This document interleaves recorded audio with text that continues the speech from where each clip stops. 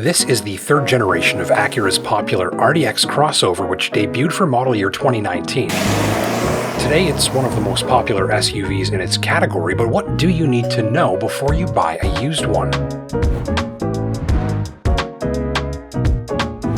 In this video, I'll be explaining why this machine is a beast to drive in the snow, and detailing its powerful lighting system later on a night drive. But first, how do you check the sunroof for a potentially expensive issue reported by some owners? And what are other owners saying about potential intercooler problems that could lead to sudden engine stalling?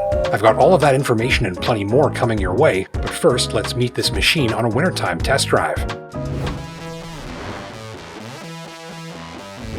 I'll mostly be showing you this RDX being winter tested during a previous test drive and popping back in from the archives to tell you what I was saying about the RDX back then.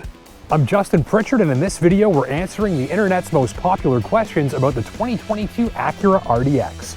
And what I'll tell you right now is that on a proper set of winter tires, this is a hell of a thing to drive in the snow.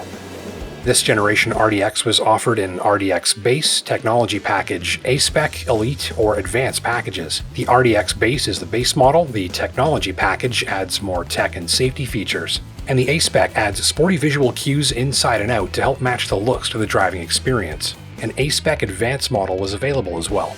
The new RDX was built on a strengthened platform and featured a sport-tuned suspension that was optimized for its new 2-liter turbo engine, with 272 horsepower and 282 pounds of torque. There's a 10-speed automatic, and super handling all-wheel drive was standard, itself in its fourth and most advanced generation yet. Compared to previous versions, the latest super handling all-wheel drive system can deliver much more power to the rear axle, respond much more quickly, and provide increased rear-wheel torque at higher speeds. All of this while torque vectoring technology helps utilize the sophisticated all-wheel drive as an additional means of steering the vehicle and enhancing handling response. There are major benefits to agility and stability in winter driving when proper winter tires are installed, and the latest rear axle hardware can direct even more torque to those rear wheels, helping make the RDX feel as locked on or playful as you like in the snow.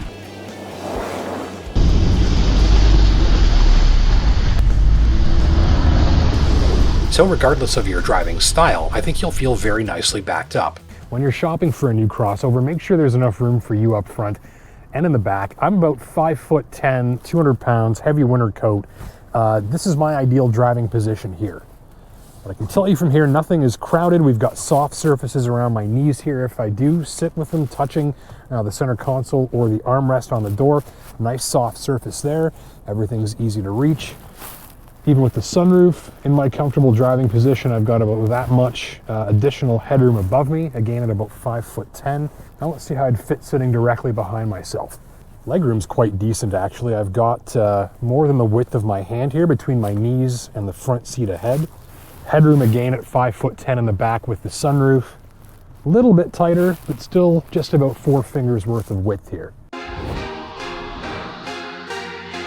You won't have much trouble finding a used RDX from this generation with plenty of remaining warranty, or even a certified pre-owned model with extra add-on warranty still available. Still, there are a few things to be aware of to help prevent potential headaches, starting with the brakes. Enough owners reported irritating squealing and squeaking sounds from their brakes that Acura released a service bulletin in late 2019 to help technicians address the problem.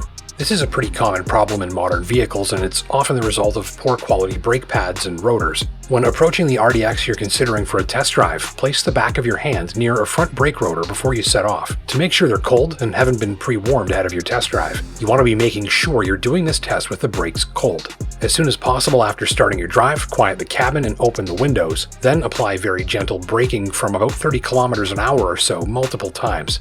This issue seems the most likely to present itself when the brakes are cold, and since the brakes will quickly warm up as you drive, it's important that this be the first check you do. And if anything sounds or feels unusual, then book an appointment to have the vehicle seen by a technician before you buy. Next, you'll want to slightly flex the RDX's body to reveal a potential issue with its sunroof.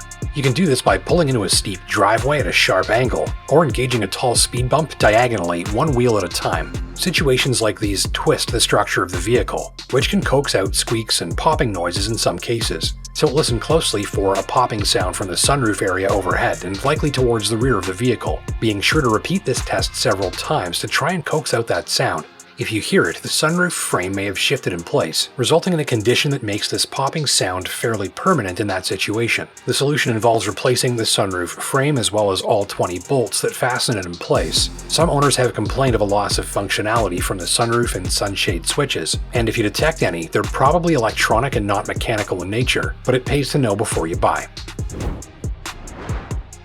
Some owners have reported harmful oil dilution problems with the engines in their RDXs, many have not, but it pays to be on the lookout.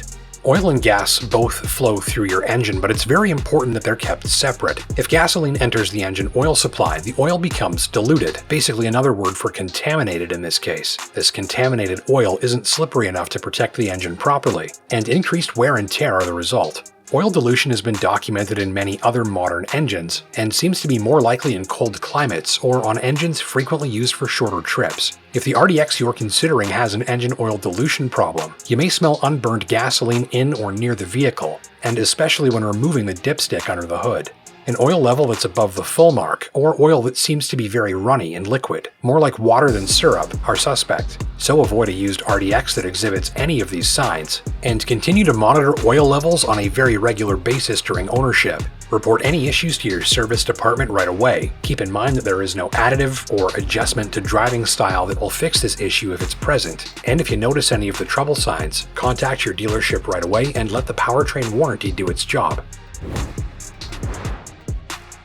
Some owners say that after a frustrating waiting period, Acura released another service bulletin, this time to inspect and replace the RDX's intercooler and associated plumbing in affected models. The issue was an intercooler design that may allow moisture to condense into water that's drawn into the engine, causing an immediate power loss or stall.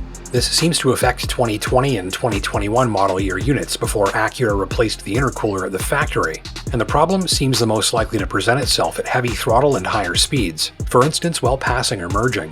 This looked most commonly to be a low mileage problem that was covered by warranty, so the RDX you are considering may have already been repaired for this problem. Remember that a model sold as part of a certified pre-owned or CPO program through a dealership helps ensure the vehicle you're considering is up to date on all of its recalls, service bulletins, and software updates, reducing the likelihood of headaches. So a glance back at an earlier test drive reveals another point worthy of consideration by RDX shoppers. Throughout test drive assignments in recent years, I've noted various Acura models to consistently deliver superior lighting tech.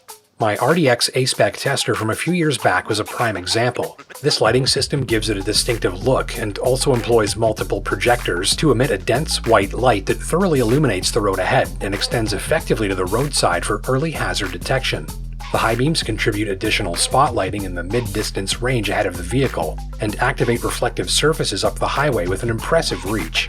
So if you're eyeing up a used RDX from this generation as your first newer vehicle purchase in quite some time, I think you'll find this lighting system to be a major upgrade, with top-notch performance that inspires confidence.